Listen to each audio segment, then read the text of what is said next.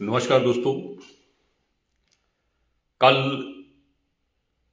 हम लोगों ने चैलेंज किया था कि जो कार्रवाई करनी है अब करिए।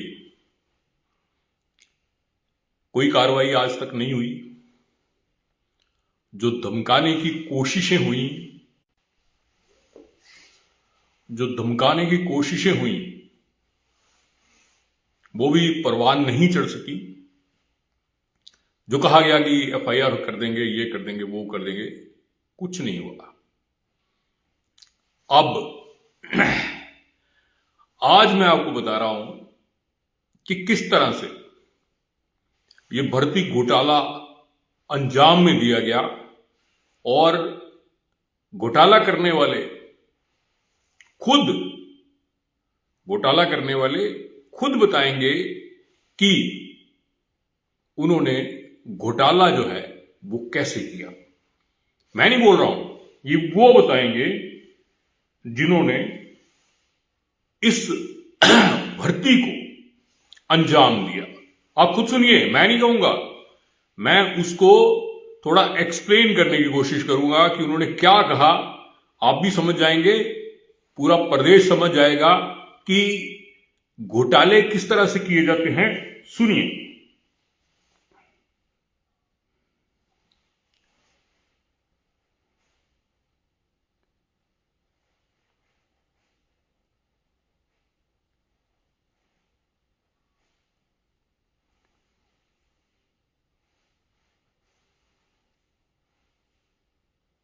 तो फिर से हम करेंगे और अधिमान उन जिलों को दिया जाएगा जहां से विधानसभा सेक्रेटरीट में कम एम्प्लॉइज हैं। मेरिट के ऊपर सिलेक्शन होगी, क्योंकि अभी और वैकेंसी पोजीशन है, अगले साल और होगी। तो फिर से हम करेंगे और अधिमान उन जिलों को दिया जाएगा जहां से विधानसभा सेक्रेटरीट में कम एम्प्लॉइज हैं। मेरिट के ऊपर सिलेक्शन होगी, और वैकेंसी पोजीशन है, अगले साल और होगी। तो फिर से हम करेंगे और अधिमान उन जिलों को दिया जाएगा जहां से विधानसभा सेक्रेटरीट में कम एम्प्लॉइज हैं। मेरिट के ऊपर सिलेक्शन होगी।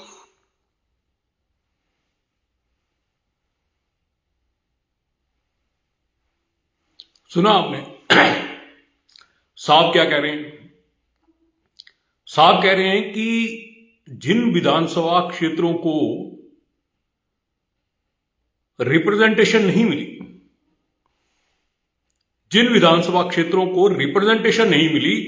उन विधानसभा क्षेत्रों को रिप्रेजेंटेशन दी जाएगी।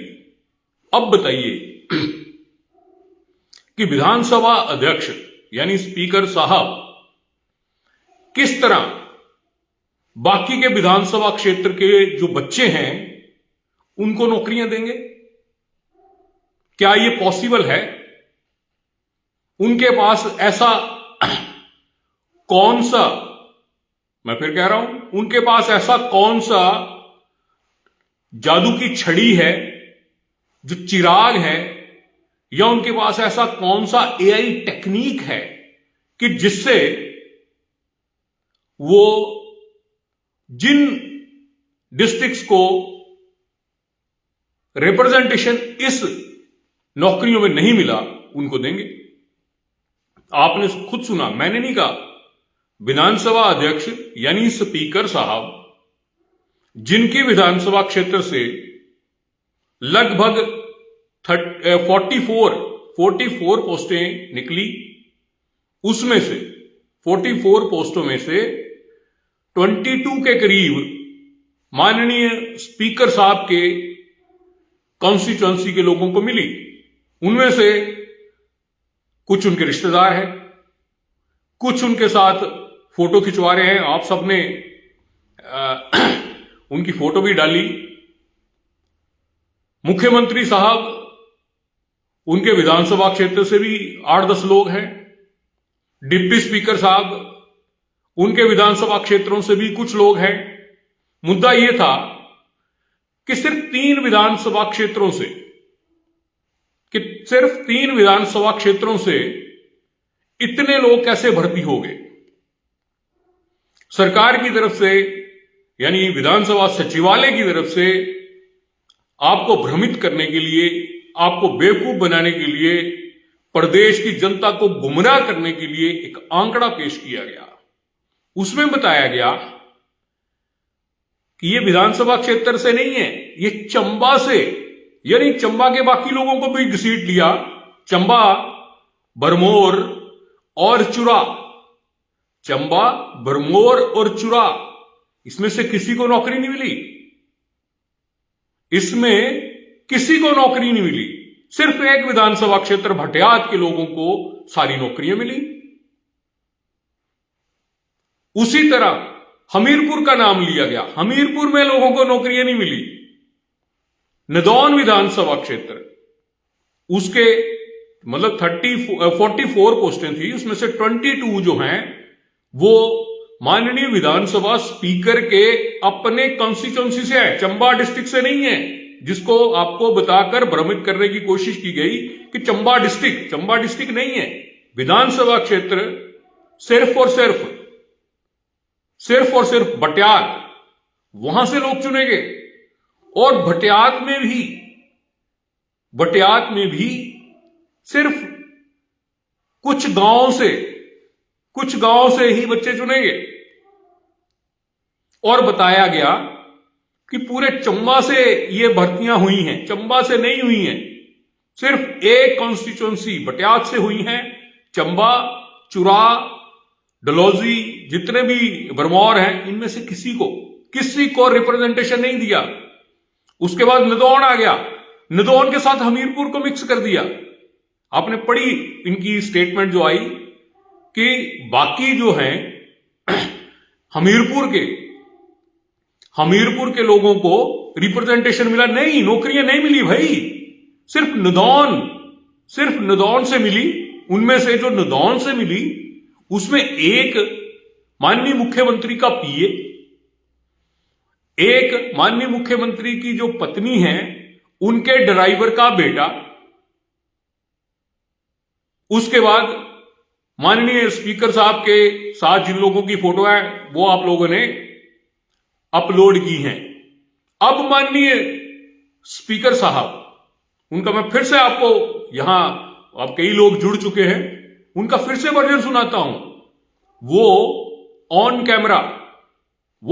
कैमरा मीडिया से मुखातिब होकर कह रहे हैं कि जिन विधानसभा क्षेत्रों को रिप्रेजेंटेशन नहीं मिला है, जिन डिस्ट्रिक्ट्स को इन नौकरियों में रिप्रेजेंटेशन नहीं मिला है, आगे और नौकरियां आएंगी, हम उनको देंगे। इसका मतलब क्या है कि उन्होंने मान लिया कि हां, हम लोगों ने अपने चहेतों को बैकडोर जो है वो एंट्रीज दी हैं।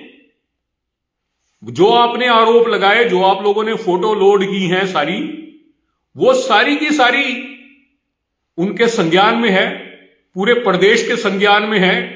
सबको पता है कि कितनी जबरदस्त तरीके से धांधली हुई और एक ही क्षेत्र के लोगों को नौकरियां दे दी गई। अब जो उनकी तरफ से स्पष्टीकरण आया उसमें लोगों में यह मैसेज गया कि सिर्फ 3 विधानसभा क्षेत्रों से लोग क्यों चुने गए, 65 विधानसभा क्षेत्र जो हैं वहां के लोग क्यों नहीं चुने गए। ऐसी क्या वजह हो गई कि बाकी के विधानसभा क्षेत्र के जो लोग हैं वो अनपढ़ हैं, वो बेकार हैं, वो पढ़ते लिखते नहीं हैं, और सिर्फ 3 विधानसभा क्षेत्र के लोग जो हैं वो दिन रात डटे हुए हैं, दिन रात पढ़ रहे हैं, लाइब्रेरियों में जा रहे हैं, उनके बड़े अच्छे मार्क्स हैं, जबकि एक जिसके बारे में बड़ी जो सरकार के लोग हैं उन्होंने उसके बारे में एक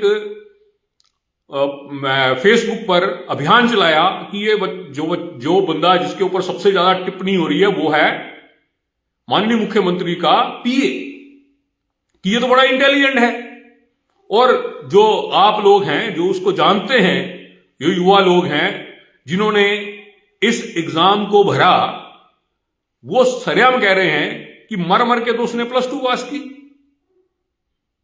उसके मार्क्स जो हैं वो देखे जाएं कि कितने हैं। और उसने, जो युवा लोग हैं, उन्होंने मुझसे बात भी की, कल की जो मेरी वीडियो थी, उन्होंने बताया कि इनको पूछो कि उसने कितने टेस्ट क्वालिफाई किए, क्योंकि जिन युवाओं ने ये टेस्ट क्लियर किया था उन्होंने पहले भी, ये पहली बार नहीं है, उन्होंने पहले भी बहुत से टेस्ट जो हैं क्वालिफाई कर रखे हैं, लेकिन अपने चहेतों को नौकरियां मिल जाती हैं। इन युवाओं को धक्का लगता है जो दिन रात मेहनत करते हैं। वो कह रहे हैं कि हमारे पास पॉलिटिकल पावर नहीं है, हमारे किसी मंत्री के साथ, किसी मुख्यमंत्री के साथ, किसी स्पीकर के साथ, किसी डिप्टी स्पीकर के साथ कोई रिलेशन नहीं है, हमारी सिफारिश कौन करेगा। आप यकीन मानिए, इस भर्ती प्रक्रिया में जो हैंडीकैप कोटा है, हैंडीकैप कोटे की एक पोस्ट थी। उस हैंडीकैप कोटे की पोस्ट में जिस बच्चे की सिलेक्शन कर ली गई, हैंडीकैप विजुअली वो आंखों से कम देख पाते हैं, उनकी पोस्ट थी विजुअली हैंडीकैप हैं, उनकी पोस्ट थी 1। उसमें जिसकी सिलेक्शन हुई वो मेंस का पेपर ही नहीं देने आया। ये युवाओं ने बताया, मुझे नहीं पता कि हुआ या नहीं हुआ, लेकिन युवाओं ने बताया कि वो पेपर देने नहीं आया। और जिस बच्चे ने टॉप किया हुआ था, जो उम्मीद कर रहा था कि उसकी नौकरी लग जाएगी, वो बाहर कर दिया गया और चुना गया माननीय स्पीकर साहब की कॉन्स्टिट्यूएंसी का बंदा। ये विजुअली हैंडीकैप कोटे की एक पोस्ट के बारे में बता रहा हूं, बाकियों की बात छोड़िए, एक पोस्ट के बारे में। बाकी तो आप लोगों ने सबकी फोटो डाली हुई है कि कौन किसके साथ है, कौन किसके साथ है, ये सारी चीजें आप लोगों को पता है, और जिन्होंने धांधली की है उनको भी पता है। और वो उन्होंने एडमिट भी किया है कि हां, अगली बार जो पोस्टें और निकलेंगी, हम उन लोगों को लगाएंगे जिनको पहले नहीं लगाया। यानी इनके जो अपने लोग अभी और बचे हैं, जो बाकी डिस्ट्रिक्ट्स में रहते हैं या बाकी कॉन्स्टिट्यूंसी में रहते हैं, उनको घबराने की जरूरत नहीं है, उनको हम पोस्टें देंगे, ये माननीय स्पीकर साहब ने कहा। अब बताइए कि आप इतने एआई टेक्निक कहां से आपके पास आई? आप विदेशों में जाते रहते हैं, क्या वहां से लेकर आए हैं कि आप सिलेक्ट करेंगे कि अगली बार जो भर्ती होगी वो किन किन डिस्ट्रिक्ट से होंगी, किन किन कॉन्स्टिट्यूंसी से होंगी? इसका मतलब इस बार जो भर्ती हुई है वो आपने डिसाइड की कि इस बार हमने किन किन को नौकरियां देनी है, क्योंकि अगली बार के लिए आपने ऑन कैमरा कहा कि हम इन इन विधानसभा क्षेत्र के लोगों को नौकरियां देंगे। तो मतलब साफ है कि आपने खुद माना है कि आप डिसाइड करते हैं कि किस किस को नौकरियां देनी है, किस किस को नौकरियां नहीं देनी है। तो फिर यह धांधली नहीं तो और क्या है? उसके बाद आप युवाओं को डराने के लिए, धमकाने के लिए, घोटाले छुपाने के लिए, अपनी चोर बजारियां छुपाने के लिए, अपने भाई भतीजावाद को छुपाने के लिए, उनको डराने के लिए नोटिफिकेशन जारी करते हैं कि अगर किसी ने इसको सोशल मीडिया पे डाला, हम एफआईआर कर देंगे। मैंने आपका चैलेंज लिया, आज फिर है, आज मैं उन्हीं भर्तियों की दोबारा बात कर रहा हूं। मतलब मैं उस चैलेंज को दोबारा एक्सेप्ट कर रहा हूं कि अगर आप में पिछली जो मेरी वीडियो थी उसमें कोई कमी रह गई है, आपको लगता है इस पर एक्शन कैसे लिया जाए, तो आज मैं फिर आ गया। आज मैं सिर्फ आपके बयान को लेकर आया हूं। स्पीकर साहब को मैं बता रहा हूं, आज आपके बयान को लेकर आया हूं जिसमें आप कह रहे हैं कि जिन लोगों को रिप्रेजेंटेशन नहीं मिली है, जिन विधानसभा क्षेत्र के लोगों को रिप्रेजेंटेशन नहीं मिली है, जिन विधानसभा क्षेत्र के लोगों को नौकरियां नहीं मिली हैं, उनको अगली बार देंगे। रीजन, एक तो पूरे प्रदेश में यह मैसेज गया कि 65 विधानसभा क्षेत्र के लोगों को इन नौकरियों में नकार दिया, यानी उन्हें नौकरी नहीं दी गई, जिससे बाकी विधानसभा क्षेत्र जो हैं 65, वहां के लोगों में गलत मैसेज गया कि इन हमारी जो कॉन्स्टिट्यूंसी है उसमें किसी को सिलेक्शन नहीं दी गई। इससे घबरा गए, इनको लगा कि अगर यह मैसेज चला गया तब तो 65 विधानसभा क्षेत्रों में अगली बार हमारी खटिया खड़ी हो जाएगी, हमारी जमानतें जब्त हो जाएंगी। तो उसको निगेट करने के लिए इन्होंने ऑन कैमरा कल कहा, जो मैंने आपको सुनाया, इन्होंने ऑन कैमरा कहा कि अगली बार उन लोगों को नौकरियां दी जाएंगी। अब सोचिए कि आपने आंख बंद की हुई है, यानी आप भ्रष्टाचार नहीं कर रहे हैं, तो आपको नहीं पता कि आप किस किस को हाथ लगा रहे हैं। मान लीजिए 100 लोगों को लाइन में खड़ा कर दिया और 10 लोग उनमें से चुनने हैं, आंख में पट्टी बांध दी गई, यह नहीं पता कि कौन कौन खड़ा है, उनका हाथ जिस जिसको लग गया उसको सिलेक्ट कर लिया, तो उसमें पारदर्शिता है, उसमें साफ है कि आपने किसी को देखा नहीं और आपने उनको चुन लिया। लेकिन जब आप पट्टी खोलकर 100 लोगों में से 10 लोगों को चुनते हैं तो फिर आप हेराफेरी करते हैं, जिस तरह से ये हेराफेरी हुई। और उसके बाद आपको याद है, एक मैं कहावत छोटी सी सुना दूं आपको, आपने सुन रखी है कि भगवान कृष्ण जब छोटे थे, नटखट थे, वो अपनी गोपियों के साथ लोगों के घरों में माखन चोरने जाते थे। किसी तरह से वो जो हांडी जिसमें माखन भरा होता था उस तक पहुंच जाते थे और उसमें से माखन निकाल लेते थे, अपनी जो फ्रेंड्स होती थी उनमें बांट देते थे, खुद भी खाते थे, उनके मुंह में माखन वगैरह लगा होता था। तो फिर जब वो पकड़े जाते थे तो जो उनकी पड़ोसी लोग होते थे वो उनको उनकी मां के पास लेके जाते थे, यशोदा मैया के पास। तो कहते थे, पड़ोसन कहती थी, देखो जी आज मैंने इसको रंगे हाथ पकड़ लिया है और देखो इसके मुंह में माखन लगा है, इसने माखन चुराया है। तो भगवान कृष्ण क्या कहते हैं, अनूप जलोटा का भजन आपने सुना होगा, बड़े जबरदस्त तरीके से वो कहते हैं, भगवान कृष्ण, मैया मोरी मैं नहीं माखन खायो, मैं नहीं माखन खायो, कि मैंने माखन नहीं खाया।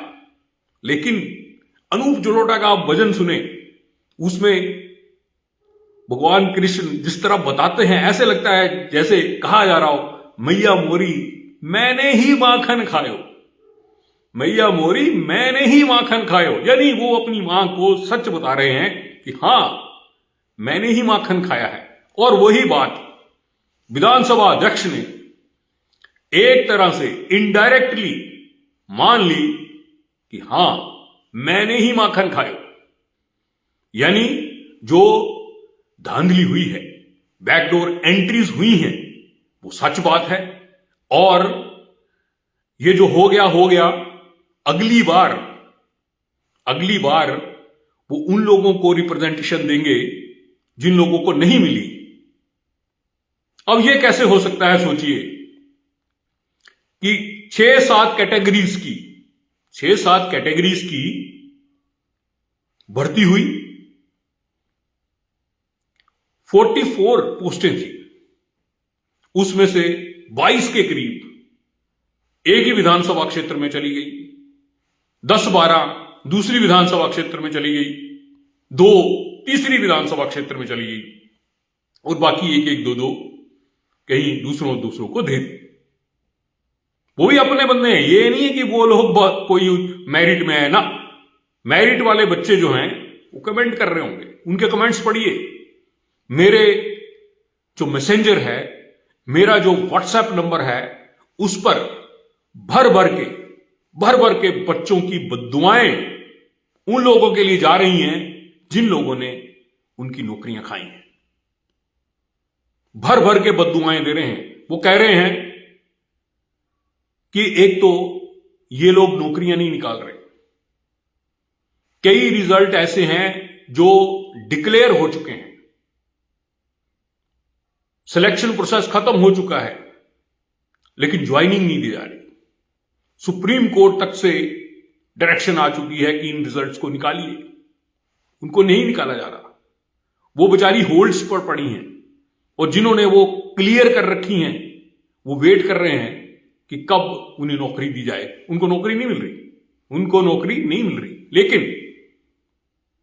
लेकिन जिनके रिजल्ट निकल रहे हैं उनमें क्या हो रहा है? एक ही मतलब 6-7 कैटेगरीज बनाई गई, उनकी जो आंसर की है 5 की सेम है। आंसर की का मतलब होता है जो क्वेश्चन पूछा गया और जो उसका आंसर है, क्वेश्चन नंबर 1 का जो आंसर है वो मान लीजिए ए है, क्वेश्चन नंबर 2 का आंसर बी है, क्वेश्चन नंबर 3 का आंसर डी है, क्वेश्चन नंबर 4 का आंसर सी है।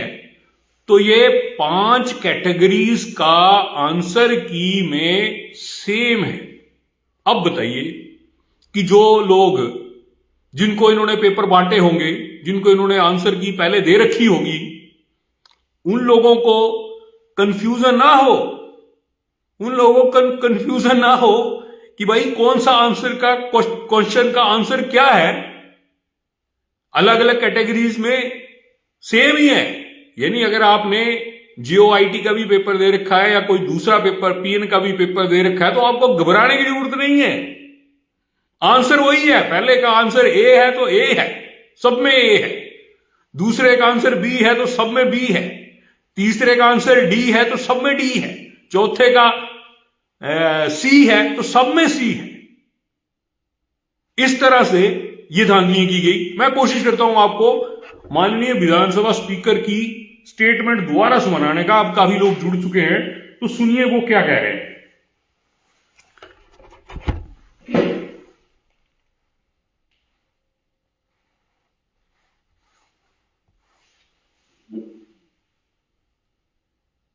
अगले साल और होगी तो फिर से हम करेंगे और अधिमान उन जिलों को दिया जाएगा जहां से विधानसभा सेक्रेटरीट में कम एम्प्लॉइज हैं।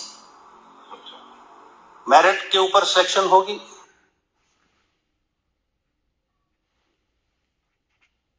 एक बार फिर से सुनाता हूं मैं, पूरी बात ध्यान से सुनिएगा।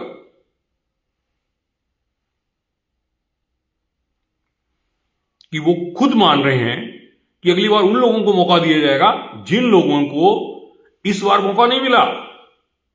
फिर से नियुक्तियां, क्योंकि अभी और वैकेंसी पोजीशन है, अगले साल और होगी तो फिर से हम करेंगे और अधिमान उन जिलों को दिया जाएगा जहां से विधानसभा सेक्रेटरीट में कम एम्प्लॉइज हैं। मेरिट के ऊपर सिलेक्शन होगी। नियुक्तियां, क्योंकि अभी और वैकेंसी पोजीशन है, अगले साल और होगी तो फिर से हम करेंगे और अधिमान उन जिलों को दिया जाएगा जहां से विधानसभा सेक्रेटरीट में कम एम्प्लॉइज हैं। अब सोचिए कि अगली बार उन लोगों को चुना जाएगा जिन विधानसभा क्षेत्र से पहले लोग नहीं चुने गए। इसका मतलब आपने डिसाइड कर रखा है किस किस को लगाना है। तो आपको पहले पता है कि अपने अपने बंदे तो आपने लगा दिए, अब बचे बाकी। अब देखिए ना, 44 पोस्टें थी, उसमें 22 एक विधानसभा क्षेत्र को चली गई, 12 दूसरे को चली गई, 2 तीसरे को चली गई। तो इससे शोर मचा। जो बाकी लोग थे उन्होंने भी सिफारिशें लगा रखी होंगी, महाराज मेरे को भी लगाओ।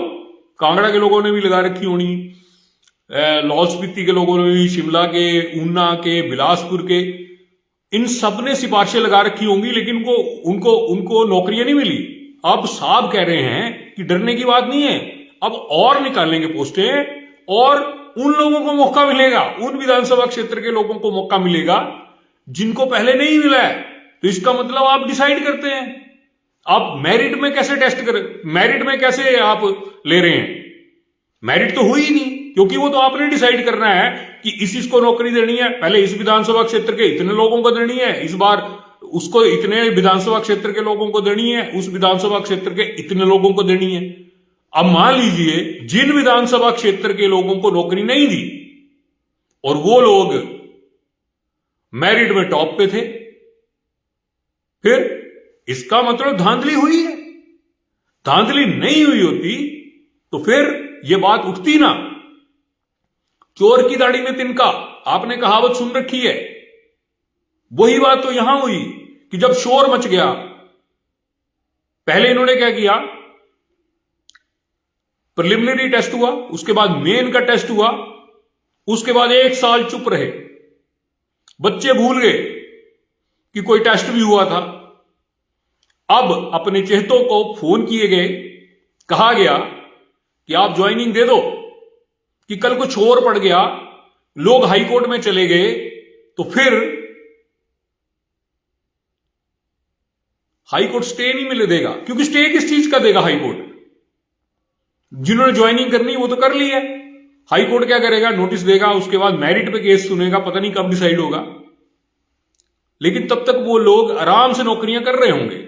इनका यह तरीका था कि इन्होंने प्रिलिमिनरी टेस्ट लिया, उसके बाद मेन का टेस्ट लिया, अपने लोग इन्होंने पहले सिलेक्ट कर लिए कि इन लोगों को लगाना है, उसके बाद बिना रिजल्ट निकाले, रिजल्ट को अपलोड नहीं किया, अपने बंदों को फोन किए, उनसे कहा आप ज्वाइनिंग दो, उन्होंने ज्वाइनिंग दे दी। ज्वाइनिंग देने के बाद रिजल्ट अपलोड किया गया, उससे शोर पड़ा। फिर जो पेपर जिन लोगों ने दिए रखे थे उनको तो सब पता है, उन्होंने उन लोगों की फोटो, जिन लोगों ने ये नौकरियां हेरा फेरी से पाई, बैकडोर एंट्री से पाई, उनकी फोटो जो है अपलोड करना शुरू कर दी बार बार। सोशल मीडिया पे शोर मच गया। मैंने सबसे पहले मुद्दा उठाया, क्योंकि सब लोगों ने मेरे को भर भर के वो डॉक्यूमेंट्स भेजे, रिजल्ट भेजे, फोटोज भेजी और कहा इस पे आप काम करिए। और उसके ऊपर मैंने वीडियो बनाई जो आपने बहुत ज्यादा शेयर की, जिसकी वजह से पूरे प्रदेश में शोर मचा। उसके बाद माननीय विधानसभा अध्यक्ष को सामने आना पड़ा, उनको बताना पड़ा अपनी बात की, हमने ऐसा कुछ नहीं किया है, सबके साथ हमने ये किया है। पहले डिप्टी स्पीकर साहब आए, उसके बाद स्पीकर साहब आए बताने के लिए। जब फिर भी मामला नहीं दबा, उसके बावजूद भी लोग चोर चोर का नारा लगाते रहे। उसके बाद क्या हुआ? उसके बाद क्या हुआ? इन लोगों ने नोटिफिकेशन जारी कर दी कि अगर किसी ने सोशल मीडिया पे शोर मचाया, सोशल मीडिया पे पोस्टें डाली, तो हम उसको अंदर कर देंगे। पहले कल मैंने चैलेंज लिया, सबसे पहले मैंने चैलेंज लिया, मैंने बोला यार मुझे अंदर करो, हिम्मत है तो मुझे अंदर करो। कल मैंने पौने आठ बजे इनको बोला कि मैं 8:30 बजे लाइव आऊंगा और मुझे अंदर करना है, करो, मैं आपकी झिझियां उड़ाऊंगा। तुम लोगों ने धांधलियां की हैं तो की हैं भाई, तुम करो अंदर मेरे को। मैं फिर कोर्ट में बताऊंगा तुम लोगों को कि तुम लोगों को प्रूव करना पड़ेगा मुझे अंदर करने से पहले कि हां ये लोग पाक साफ हैं। कैसे होंगे? आज पूरा 13 लाख युवा जो हैं बेरोजगार बैठे हुए हैं, जिनके साथ ये धांधली हुई, जिनके साथ ये हेरा फेरी हुई, वो लोग अंदर से अंदर से गुस्से में हैं। उनकी जो गालियां हैं आप कमेंट बॉक्स में पढ़िए, मेरे मैसेंजर में देखिए, मेरे व्हाट्सएप पे देखिए, हर जगह इन लोगों ने अपने दुखड़े रोए हैं कि किस तरह से इनके साथ धोखेबाजियां हुई। अब सोचिए 1 साल तक इन्होंने रिजल्ट नहीं निकाला, मेन का टेस्ट ले लिया, 1 साल रिजल्ट नहीं निकाला और बिना रिजल्ट निकाले लोगों को नौकरियां दे दी फोन कर करके कि आ जाओ आप ज्वाइन करो, आओ आप ज्वाइन करो। और ज्वाइन करने के बाद उनका रिजल्ट जो है अपलोड किया, ताकि अगर शोर मचता है तो कोई बात नहीं। इस तरह की धांधलियां क्यों होनी चाहिए? मुकेश अग्निहोत्री जी सुन रहे हैं मेरी बात को, ऑनलाइन है। मैं सर आपसे रिक्वेस्ट कर रहा हूं कि आपने विपक्ष में रहते हुए बड़े बड़े मुद्दे उठाए, आपने सरेआम कहा कि इस तरह की हेराफेरियां हमारे टाइम पे नहीं होंगी। अब आपके सामने सारा मामला है, सारी बात आप इस वीडियो को दोबारा सुन लीजिएगा। देखिएगा कि किस तरह से एक ही विधानसभा क्षेत्र के लोगों को सिलेक्ट किया गया विधानसभा में। आपकी खुद की विधानसभा, आपकी हरोली विधानसभा क्षेत्र से कोई बच्चा सिलेक्ट नहीं हुआ, ऊना से कोई नहीं हुआ, बंगाणा से कोई नहीं हुआ, कुटलैड से कोई नहीं हुआ, गगरेट से कोई नहीं हुआ। सिर्फ 3 विधानसभा क्षेत्रों से कैसे हो गए? मैं अग्निहोत्री साहब जी आपसे रिक्वेस्ट कर रहा हूं कि आप अपनी बात को विधानसभा में बड़े जोर शोर से रखते रहें। आप इस बात पे आइए और आप सरकार को पूछिए कि ये क्यों हो रहा है इस तरह से। मैं तो आपसे रिक्वेस्ट करूंगा कि माननीय स्पीकर साहब से कहिए कि ईगो में ना आए, जो ये हेरा फेरियां हुई हैं उन्हें कबूल करें और इस भर्ती प्रक्रिया को निरस्त करें, और निरस्त करने के बाद इसको दोबारा से करवाएं ताकि दूध का दूध पानी का पानी हो जाए। किसी तीसरी एजेंसी से विधानसभा से अगली बार विधानसभा के टेस्ट नहीं होने चाहिए, अगली बार किसी स्वतंत्र एजेंसी से टेस्ट करवाइए। जैसे आपने बोर्ड बना रखा था उसको भंग कर दिया, उसको दोबारा जीवित करिए। यहां staff selection commission public service commission से, जिसके पास सारी व्यवस्थाएं हैं, उनसे टेस्ट करवाइए।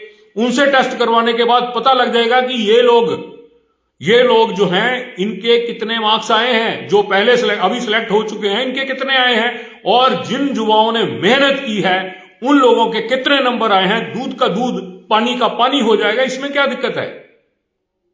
माननीय मुकेश अग्निहोत्री जी, आप बड़े भाई हैं और प्रदेश के युवा जो हैं, आपके कहने पर, आपने कहा था 1 लाख नौकरियां युवाओं को दी जाएंगी, आपके कहने पर आपके सामने रखकर लोगों ने वोट किया था पिछले टाइम पे।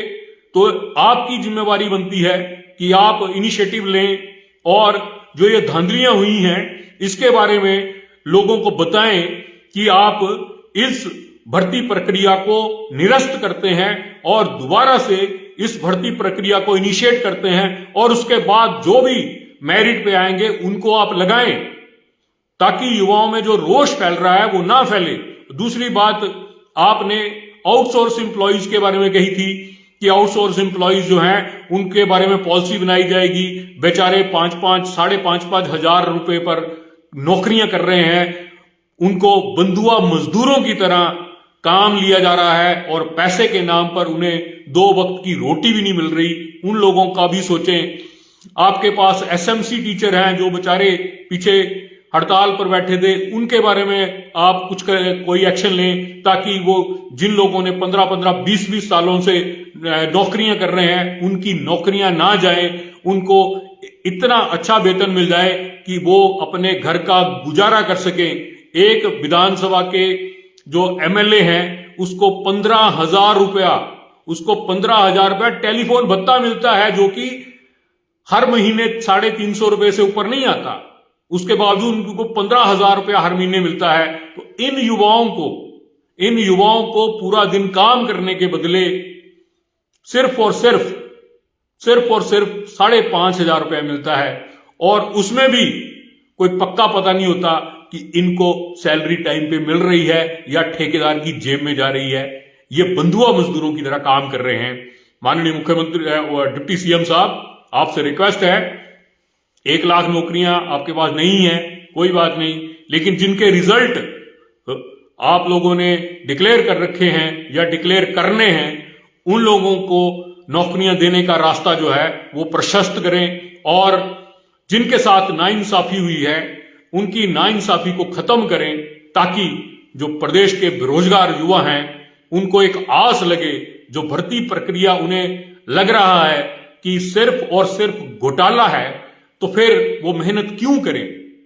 उनकी मेहनत करने का क्या फायदा? बेचारे लाइब्रेरियों में बैठे रहते हैं, उसके बाद घर आते हैं, घरों में बैठे रहते हैं। पेरेंट्स को उनसे उम्मीद होती है कि हमारा बच्चा इतना होनहार है, इतनी उसने पढ़ाई कर रखी है, और वो टेस्ट में भी टॉपर है, और जब रिजल्ट निकलता है तो वो सबसे पहले बाहर होता है, और जो बॉटम में होते हैं, सबसे नीचे होते हैं, उन लोगों को नौकरियां मिल जाती हैं। तो ये नाइंसाफी नहीं तो और क्या है?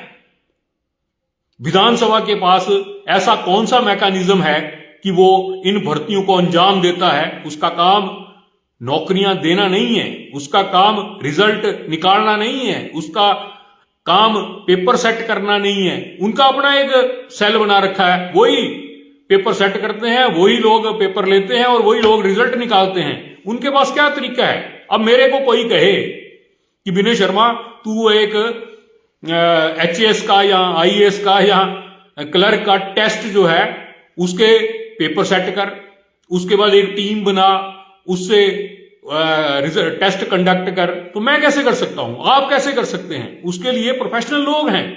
अब एक मर्डर हो जाता है, मेरे को लॉ की नॉलेज बेशक हो, लेकिन मैं इन्वेस्टिगेशन थोड़ा ना करता हूं। इन्वेस्टिगेशन पुलिस करती है।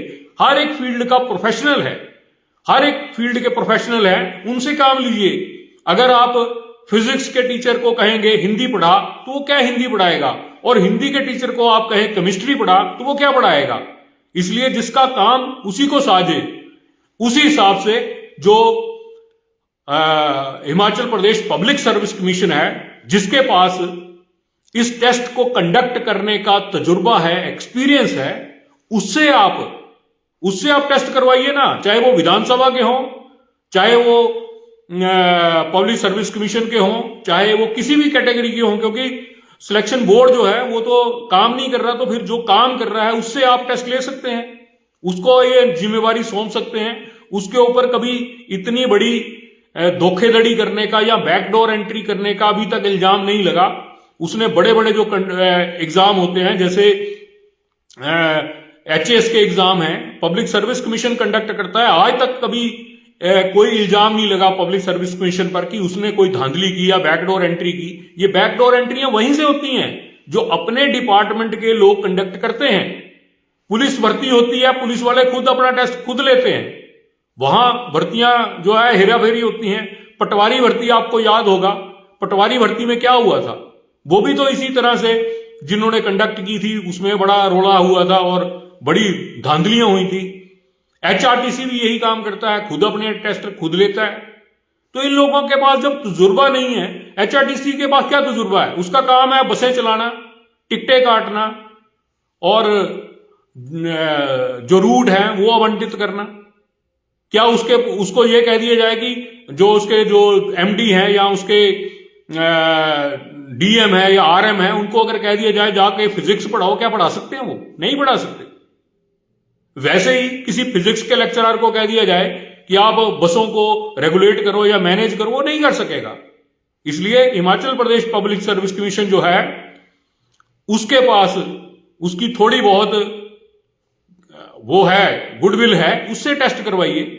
और बाकी लोगों को, जो लोग इस तरह की धांधलियां कर रहे हैं, इसको छोड़ें। और मैं माननीय विधानसभा अध्यक्ष से हाथ जोड़ के रिक्वेस्ट करता हूं कि इन भर्तियों के बारे में पूरे प्रदेश में शोर मचा हुआ है कि इसमें हेराफेरी हुई है, इसमें बैकडोर एंट्रीज हुई हैं, इसमें धांधलियां हुई हैं और जो प्रतिभावान हैं, क्वालिफाइड लोग हैं, उनका गला घोंटा गया है। तो ऐसी भर्तियों को निरस्त कर देना चाहिए या फिर इनको होल्ड पे डाल देना चाहिए। जिनको नौकरियां दे रखी हैं उनको बाहर बिठाइए, उनका दोबारा टेस्ट लीजिए, पब्लिक सर्विस कमीशन से उनका टेस्ट होना चाहिए और फिर पारदर्शिता सामने आ जाएगी। पता लग जाएगा कि कौन कितने पानी में है। आपको बताऊं कि कई बार जो बोर्ड के एग्जाम होते हैं उसमें जिन लोगों ने हेराफेरी कर रखी होती है, जो बोर्ड के एग्जामों में हेराफेरी कर रखी होती है, बोर्ड को जब पता लगता है तो बोर्ड क्या करता है, उनका UMC बना देता है, उनको कॉल करता है अपने ऑफिस में, उनसे उसका टेस्ट लेता है दोबारा और उससे पता लग जाता है कि इसने हेराफेरी की है या नहीं की है। इसी तरह से जिन लोगों को बैकडोर एंट्रीज मिली हैं, ये भर्ती जो है कैंसिल करनी चाहिए। सुप्रीम कोर्ट की जजमेंट है इस पर बहुत सारी कि अगर एक भी परसेंट पब्लिक पोस्ट पर कोई धांधली की शिकायत है या लगता है कि 1% भी हेराफेरी हुई है तो पूरी की पूरी जो भर्ती प्रक्रिया है उसको निरस्त कर देना चाहिए। ठीक जो सुप्रीम कोर्ट की जजमेंट है उसके हिसाब से इस भर्ती को निरस्त कर देना चाहिए और फिर से इसका एग्जाम होना चाहिए पब्लिक सर्विस कमीशन द्वारा। मैं फिर कह रहा हूं कि दोबारा विधानसभा इसका टेस्ट लेगी तो वही काम करेगी जो उन्होंने पहले कर रखा है। और वो कह रहे हैं कि हम अगली बार इन लोगों को नौकरियां देंगे, तो ऐसा है इनसे ना करवाया जाए, किसी और से करवाया जाए, ताकि दूध का दूध, पानी का पानी हो, और जो प्रतिभावान बच्चे हैं, जो क्वालिफाइड बच्चे हैं, जिन्होंने मेहनत कर रखी है, जिन्होंने दिन रात एक किया है, उनके साथ नाइंसाफी ना हो। जय हिंद, जय भारत।